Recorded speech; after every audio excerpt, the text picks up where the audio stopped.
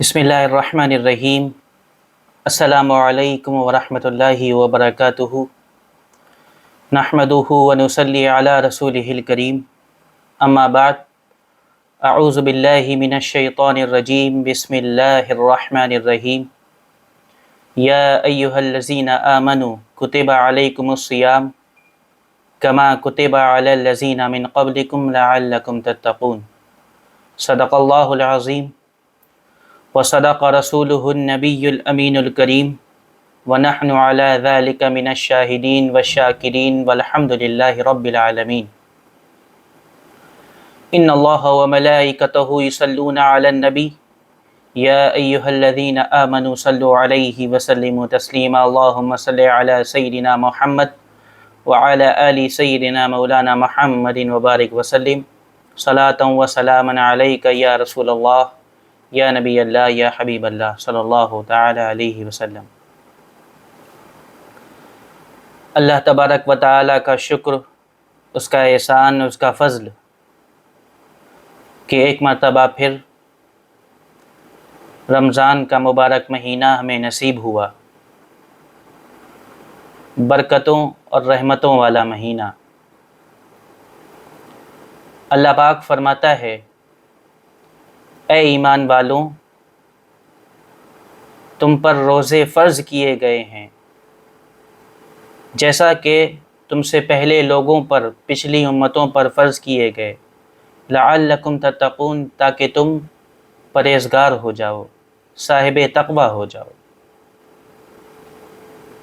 فرمایا یا ایھا الذین آمنوا، اے ایمان والوں، کتب علیکم الصیام، تم پر روزے فرض کیے گئے۔ یہ روزے بندوں کی خواہش کے مخالف ہیں، مطابق نہیں۔ بھوکا رہنا ہے، صبح سے شام تک پیاسا رہنا ہے۔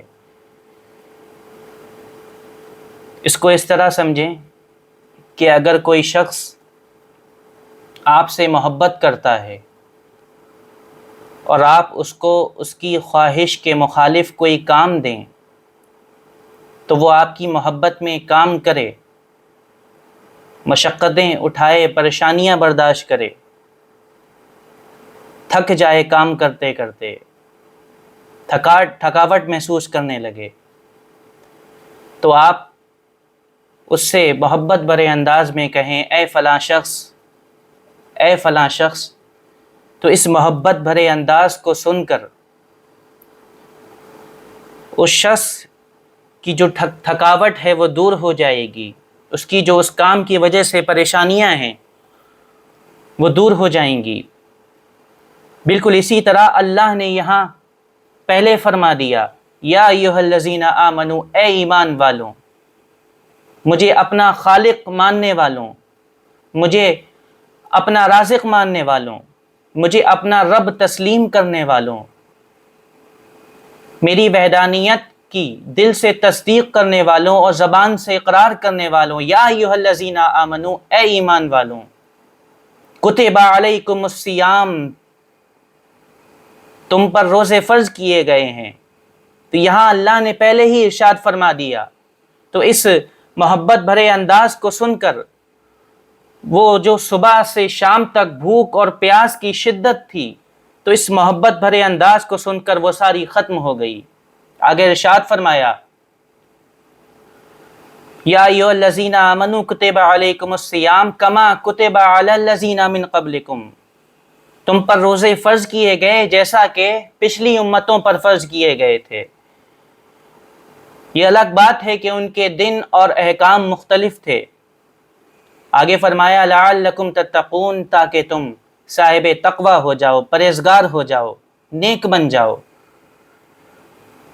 اب آگے بڑھتے ہیں اور دیکھتے ہیں کہ روزوں کی کیا اہمیت ہے، کیا فضیلتیں ہیں۔ حدیث قدسی ہے، عن ابی صالح الزیات انہ سمع ابا ہریرہ رضی اللہ عنہ یقول قال رسول اللہ صلی اللہ علیہ وسلم قال اللہ عز وجل کل عمل ابن آدم لہ الا الصیام فإنہ لی وأنا أجزی به۔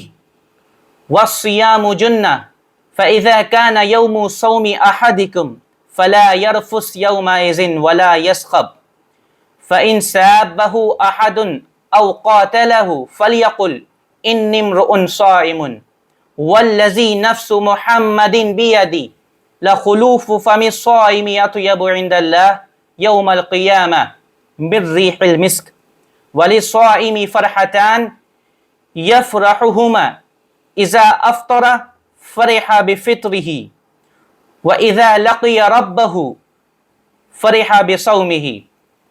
ابو صالح زیاد نے حضرت ابو ہریرہ رضی اللہ عنہ سے سنا کہ نبی کریم صلی اللہ علیہ وآلہ وسلم نے ارشاد فرمایا کہ اللہ تبارک و تعالی فرماتا ہے کہ ابن آدم کا ہر عمل اس کے لیے ہے، ہر عمل، ہر عبادت اس کے لیے ہے، خواہ وہ نماز ہو یا زکوٰۃ ہو یا صدقات و فطرات ہوں۔ اللہ فرماتا ہے کہ اس کا ہر عمل اس کے لیے ہے، الا الصیام، سوائے روزے کے۔ روزہ میرے لیے ہے اور میں ہی اس کی جزا دوں گا۔ اور روزہ جو ہے وہ ڈھال ہے، گناہوں کے لیے ڈھال ہے، خطاؤں کے لیے ڈھال ہے، غلطیوں کے لیے ڈھال ہے۔ روزہ گناہوں سے محفوظ رکھتا ہے، لہٰذا جب تم میں سے کسی کا روزے کا دن ہو تو وہ اس دن فحش کلامی نہ کرے اور نہ شور و غل کرے، بری باتیں نہ کرے۔ اور اگر کوئی روزے دار کو برا بھلا کہے یا اس سے جھگڑا کرے تو وہ اس سے کہہ دے میں روزے دار ہوں۔ اور آگے رسول اللہ صلی اللہ علیہ وسلم فرماتے ہیں کہ قسم ہے اس ذات کی جس کے دست قدرت میں میری جان ہے، روزے دار کی منہ کی بو، جو روزے دار صبح سے شام تک بھوکا رہتا ہے، پیاسا رہتا ہے، تو اس کی وجہ سے جو اس کے منہ سے بو آتی ہے، نبی کریم صلی اللہ علیہ وسلم فرماتے ہیں یہ بو اللہ کے نزدیک مشک سے بہتر ہے۔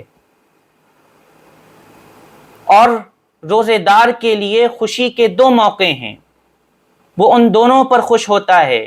جب وہ افطار کرتا ہے تو وہ افطار سے خوش ہوتا ہے، اور جب اپنے رب سے ملاقات کرے گا، جب اپنے رب سے ملے گا اپنے روزے کی وجہ سے، تو اپنے رب سے خوش ہوگا۔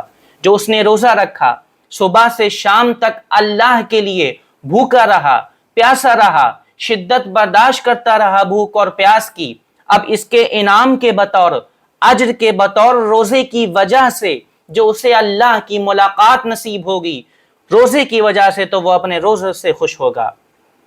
ایک اور روایت ہے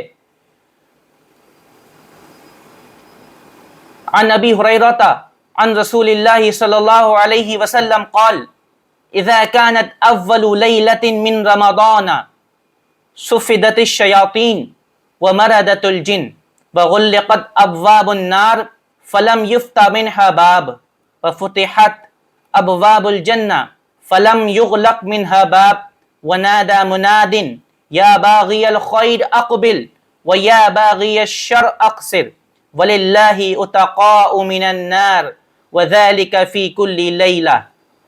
نبی کریم صلی اللہ علیہ وسلم نے فرمایا کہ جب رمضان کی پہلی رات آتی ہے تو شیطان اور سرکش جنات کو زنجیر میں جکڑ دیا جاتا ہے۔ یہ تو ہر مہینے میں، دیگر مہینے ہیں، اللہ نے شیطان کو مہلت دی رکھی ہے، ڈھیل ملی ہوئی ہے شیطان کو، لیکن جیسے ہی رمضان کا مہینہ آتا ہے، اس مہینے کی پہلی رات ہوتی ہے، اور پہلی رات میں شیطان اور سرکش جنوں کو زنجیروں میں جکڑ دیا جاتا ہے تاکہ وہ بندوں کو بہکا نہ سکیں۔ اور فرمایا جہنم کے دروازے بند کر دیے جاتے ہیں، اس کا کوئی بھی دروازہ کھلا نہیں رہتا، اور جنت کے دروازے کھول دیے جاتے ہیں، کوئی بھی دروازہ جنت کا بند نہیں رہتا۔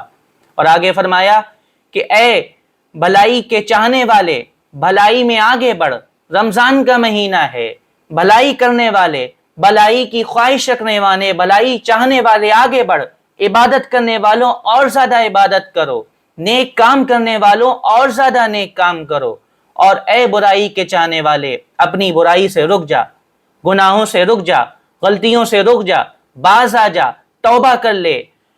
اور فرمایا کہ کچھ لوگوں کو اللہ جہنم کی آگ سے آزاد کرتا ہے اور یہ رمضان کی ہر رات کو ہوتا ہے۔ ایک اور روایت ہے، عن ابی ہریرہ قال قال رسول اللہ صلی اللہ علیہ وسلم من صام رمضان ایمانا واحتسابا غفر له ما تقدم من ذنبی۔ نبی کریم صلی اللہ علیہ وسلم نے ارشاد فرمایا کہ جس نے رمضان کے روزے ایمان اور خالص نیت کے ساتھ رکھے تو اس کے پچھلے سارے گناہ معاف کر دیے جائیں گے، سارے گناہ بخش دیے جائیں گے۔ فرمائے جس نے اخلاص کے ساتھ اور ایمان کی حالت میں ایمان کے ساتھ روزے رکھے، جو اس نے ماضی میں پچھلی زندگی میں جتنے گناہ کیے ہیں، جتنی خطائیں اس سے سرزد ہوئی ہیں، تو رمضان کے روزوں کی وجہ سے ان تمام گناہوں کو، ان تمام خطاؤں کو اللہ معاف فرما دے گا، بخش دے گا۔ دعا ہے کہ اللہ پاک ہمیں اس رمضان کے مبارک مہینے میں زیادہ سے زیادہ عبادت کرنے کی توفیق عطا فرمائے، اور ہمیں توبہ و استغفار کرنے کی توفیق عطا فرمائے، نیک اعمال کرنے کی توفیق عطا فرمائے۔ آمین یا رب العالمین۔ وما علینا الا البلاغ۔ السلام علیکم۔